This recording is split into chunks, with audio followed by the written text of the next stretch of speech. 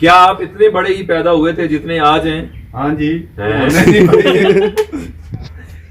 کیا آپ آج جس سائز یا ایج کے ہیں کیا اتنے بڑے ہی پیدا ہوئے تھے، یا آپ کو کسی نے پیدا ہوتے ہی یہ کہا تھا کہ شرم کر کتنا چھوٹا پیدا ہوا ہے، کم سے کم 15-20 سال کا تو پیدا ہوتا؟ یقیناً نہیں کہا ہوگا، کیونکہ یہ کوئی پاگل ہی کہہ سکتا ہے۔ بالکل اسی طرح ایک نیا کاروبار شروع کرتے وقت آپ یہ کیسے سوچ سکتے ہیں، یا کوئی پاگل ہی آپ کو یہ کہہ سکتا ہے کہ کتنے چھوٹے پیمانے پر کام شروع کیا ہے؟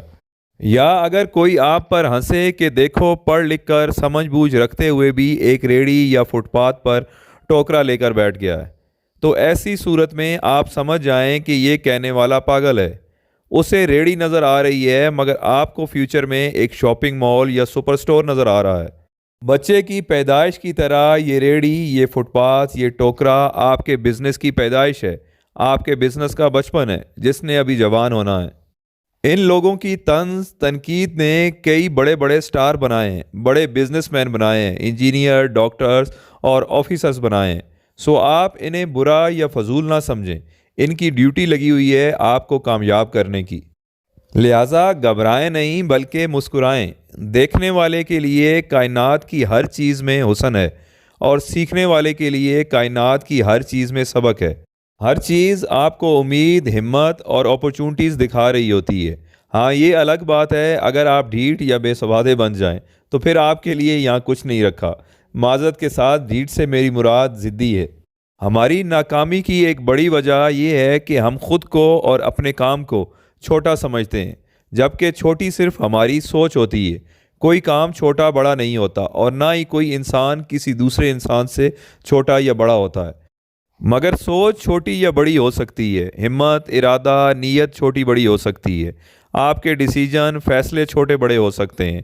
یہ چیزیں ہم لوگوں کے درمیان ڈفرینس پیدا کرتی ہیں، اور ان باتوں یا عادات پر اختیار یا کنٹرول اللہ تعالیٰ نے سب کو ایک جیسا دیا ہے۔ اب آپ کی مرضی ہے، آپ چھوٹا سوچیں یا بڑا، دلیر بنیں یا بزدل، کامیاب بنیں یا ناکام، چوائس آپ کی ہے۔ مثال کے طور پر آپ شہد کی مکھیوں کو لے لیں کہ یہ کتنا شہد یا پھولوں کا رس کیری کر سکتی ہیں۔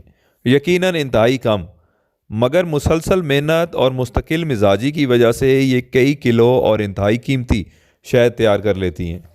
یہ ہمارے لیے سبق ہے کہ ہمارا سائز فزیکلی یا فائنینشلی یا وسائل کے حساب سے کتنا بھی چھوٹا کیوں نہ ہو، ہمارا کام یا ہمارا بزنس آئیڈیا چاہے فٹ پاتھ پر ایک ریڑھی یا ایک ٹوکری سے ہی شروع کیوں نہ ہو رہا ہو، ہمیں ماحول سے، لوگوں سے بے نیاز ہو کر ہمت، محنت اور مستقل مزاجی کے ساتھ کام شروع کر دینا چاہیے۔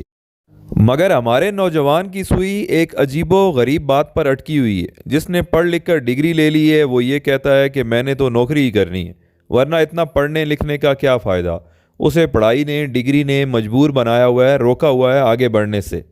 اور جن کے پاس تعلیم کم ہے، ڈگری نہیں ہے، وہ یہ کہتے ہیں کہ ہم تو مجبور ہیں، ان پڑھ بندے ہیں، کچھ نہیں کر سکتے، غریب بھی ہیں، وسائل بھی نہیں ہیں۔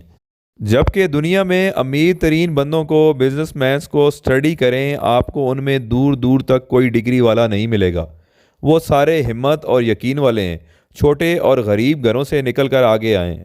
غربت تھی، کوئی وسائل نہیں تھے، صرف ہمت، ارادے اور یقین کے سہارے انہوں نے وسائل، نام اور پیسہ بنایا ہے۔ یاد رکھیں، دنیا میں ہر بڑے کام اور ہر بڑے نام کی ابتدا ایک چھوٹی شروعات سے ہی ہوئی تھی۔ سو ہمت پکڑیں اور اپنے سفر کا آغاز کریں۔ محنت کا صلہ اللہ تعالیٰ کی ذات ضرور دیتی ہے۔